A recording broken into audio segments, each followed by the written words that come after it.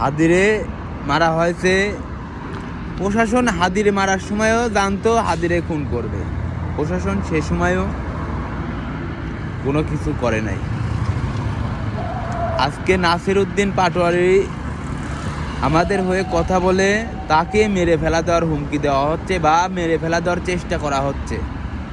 প্রশাসন এ বিষয়ে কোনো পদক্ষেপ নিচ্ছে না। আমি বুঝলাম না বাংলাদেশের মানুষ কোন সময় নিরাপদে থাকবে, কোন সময় নিরাপদে থাকবে? প্রশাসন নিরপেক্ষ ভূমিকা কবে পালন করবে? কেউ কি জানেন? যদি যাই না থাকেন তাইলে কমেন্ট বক্সে এসে বইলা দিয়েন যে প্রশাসন এমন কিছু হলে পরে বাংলাদেশের প্রশাসন নিরপেক্ষ ভূমিকা পালন করবে, নাকি আশা করব যে প্রশাসন, বাংলাদেশে কোনো প্রশাসনই নেই, বাংলাদেশে সব দালাল, সব স্বৈরাচার, সব স্বৈরা শাসনের দালাল। বাংলাদেশের সাধারণ জনগণ নিরাপদে থাকবে না, বাংলাদেশের সাধারণ জনগণ নিরাপদে থাকবে না।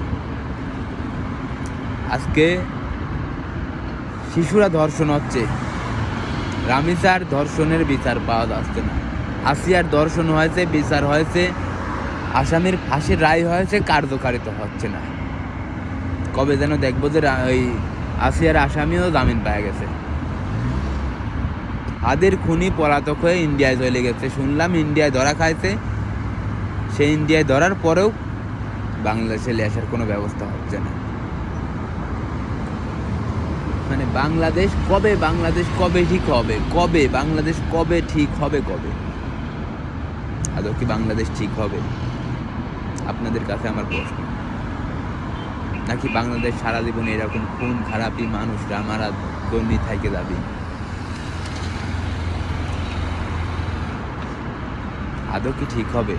যদি কেউ জানেন তাহলে দয়া করে উত্তরটা দিয়ে যাবেন। বাংলাদেশ কবে ঠিক হবে?